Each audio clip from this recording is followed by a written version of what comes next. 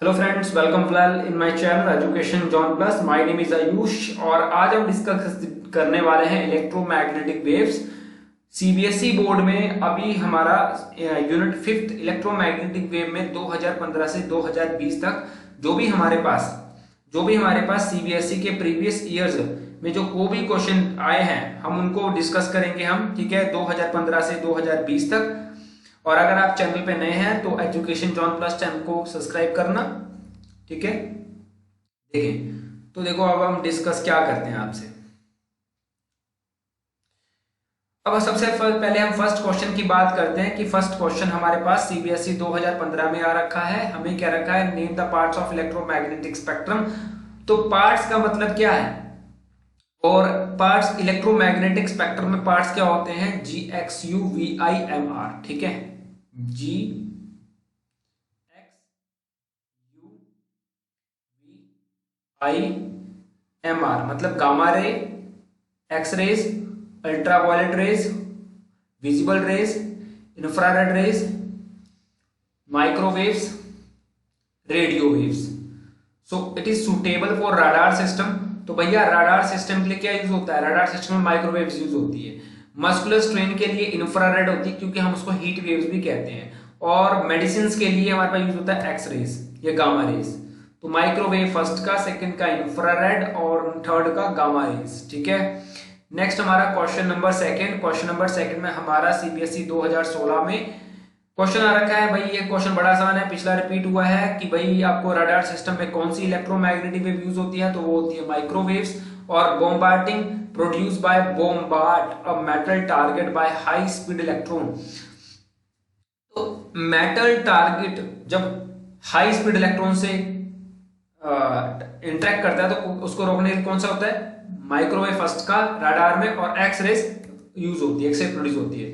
Question number 7 की बात करेंगे, क्वेश्चन नंबर 3 2017। इलेक्ट्रोमैग्नेटिक वेव्स के बारे में बताना है जिनकी वेवलेंथ कैरी कर रही है इतनी, ठीक है। तो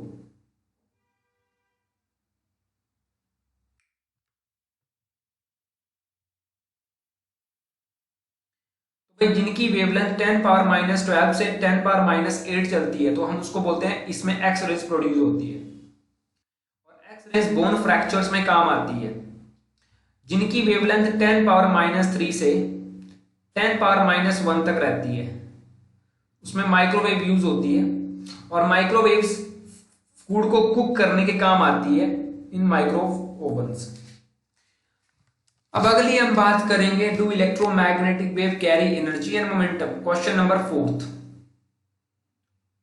और सीबीएसई 2015 में।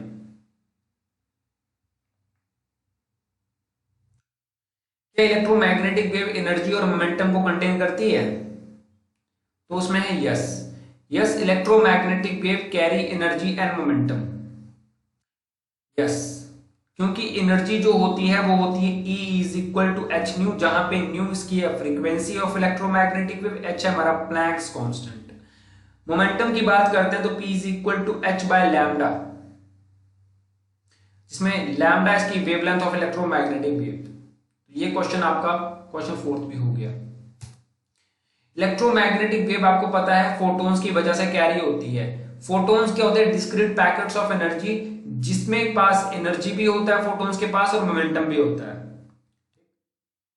क्वेश्चन नंबर 5 की बात करेंगे जो 2018 में आ गया है। हम बात करेंगे इलेक्ट्रोमैग्नेटिक वेव जो वाटर प्यूरिफिकेशन के लिए यूज हो रही है, तो वह अल्ट्रावायलेट वेव्स। आई सर्जरी के लिए जो सेकंड यूज हो रही है वो भी अल्ट्रावायलेट वेव्स। तो आई सर्जरी के लिए भी अल्ट्रावायलेट वेव यूज होती है। क्वेश्चन नंबर 8 की मैं बात करता हूं, तो why are infrared waves are often called heat waves. Infrared wave को हीट वेव इसलिए कहते हैं क्योंकि वो टेम्परेचर को इंक्रीज करती है जब वो फॉल करती है किसी ऑब्जेक्ट पे। बस वो ये नहीं कि वो सिर्फ वाइब्रेट ही करेगी इलेक्ट्रॉन्स को, वो एंटायर ऑब्जेक्ट को, एंटायर मॉलिक्यूल्स को वो पूरा वाइब्रेट कर देगी। इलेक्ट्रॉन को नहीं करेगी, उसके अंदर जो मॉलिक्यूल है जो उसको रखा है उसने, उसको भी वो वाइब्रेट कर देती है। और इसी वजह से वो water, it is absorbed by water, तो वाटर को एब्सॉर्ब कर देती है। Hence increase the thermal motion में जिस वजह से इंफ्रारेड फॉल्स होती हैं। और थर्मल मोशन की वजह से टेम्परेचर इंक्रीज हो जाता है, टेम्परेचर इंक्रीज होने की वजह से हीट एमिटेड हो जाती है, और due to vibrations of atom की वजह से they cause the entire atoms and molecule to vibrate, they cause the entire atom to vibrate, due to these vibrations की वजह से the internal energy and the temperature of object is also increase. अगला इसका second part है कि भाई electromagnetic waves transport momentum, भाई electromagnetic wave momentum transport करती है कि नहीं करती? देखो इलेक्ट्रोमैग्नेटिक वेव ट्रांसपोर्ट करती है मोमेंटम को, क्योंकि वो जहां पे लग जाती है इलेक्ट्रोमैग्नेटिक वेव वो प्रेशर एक्सर्ट कर देती है जहां पे स्ट्राइक करती है, because they exert pressure where they strike. तो भैया इलेक्ट्रोमैग्नेटिक वेव ऐसी वेव्स हैं वो एक्सर्ट करती है प्रेशर वहां जहां वो स्ट्राइक करती है। तो भैया प्रेशर क्या होता है? फोर्स बाय एरिया, ठीक है। तो हमारा होता है force del P by del T, because इसको आपको पता होना चाहिए force is also equal to change in momentum upon change in time, ये होता है। वेयर जो मोमेंटम होता है इलेक्ट्रोमैग्नेटिक वेव का p, उसको हम p से डिनोट करते हैं, p is this and which is known as u by c, p is equal to u by c। अब अगली बात हमारे पास है इलेक्ट्रोमैग्नेटिक वेव क्या करता है? हॉट, जब इलेक्ट्रोमैग्नेटिक वेव हॉट से गर्म हो जाती है तो वो हॉट करती है बॉडी को, जिसकी वजह से वो लॉस जो मास कम होता है, पर मास कम होने की वजह से मोमेंटम में कभी कमी नहीं पड़ती, ठीक, मोमेंटम सेम रहता है। क्वेश्चन नंबर 7 की हम बात करेंगे। क्वेश्चन नंबर 7 हमारे पास सीबीएसई 2019 में आया है। पहला क्वेश्चन ये है कि भैया कौन सी इलेक्ट्रोमैग्नेटिक स्पेक्ट्रम, मतलब इलेक्ट्रोमैग्नेटिक वेव रडार में यूज होती है? वो होती है माइक्रोवेव्स। आई में कौन सी यूज हो रही है? आई में यूज हो रही है आपके पास कौन सी वेव्स? उसमें आपके पास यूज होती है अल्ट्रावायलेट वेव्स, ठीक है, वो आपको बताई दी है। एक बात, prove that the average energy density, जो एवरेज एनर्जी डेंसिटी है of the oscillating electric field is equal to the oscillating magnetic field. तो ये इनकी ये दी है। तो हम बात करेंगे, ये हमारे पास electromagnetic waves the average values of electric energy density and magnetic energy density दोनों की इक्वल होती है। तो इलेक्ट्रिक एनर्जी डेंसिटी क्या हुई?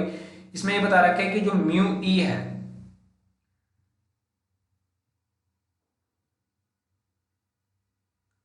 Is equal to mu B. तो म्यू ई क्या है? 1/2 epsilon not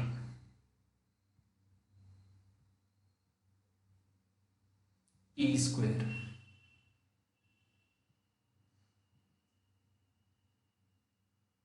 be square by 2 mu naught. अब हम यूज करेंगे इलेक्ट्रिक एनर्जी डेंसिटी का और हम इसको निकालेंगे।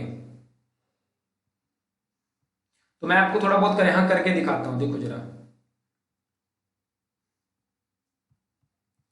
देखो ये देखो 1/2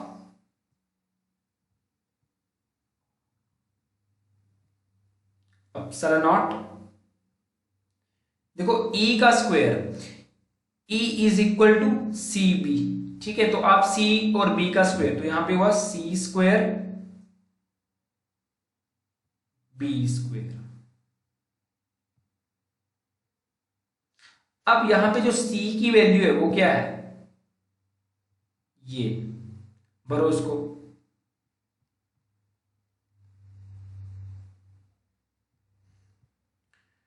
वो हुई देखो स्क्वायर में दोनों रूट कट जाएगा, स्क्वायर में epsilon not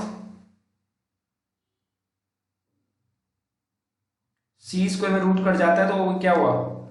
1/म्यू not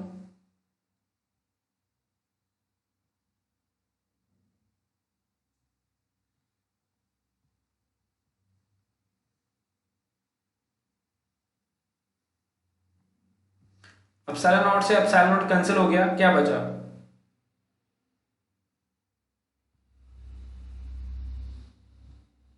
be square upon 2 mu naught, जो किसके इक्वल आए? जो इसके इक्वल है। तो डिस्कस कर दिया आपसे। देखो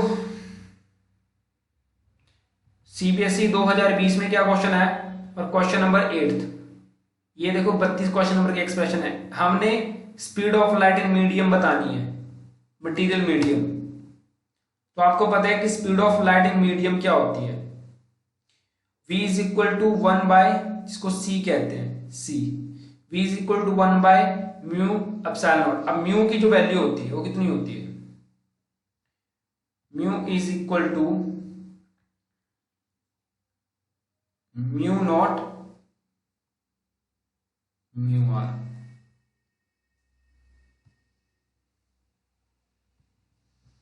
और epsilon naught is equal to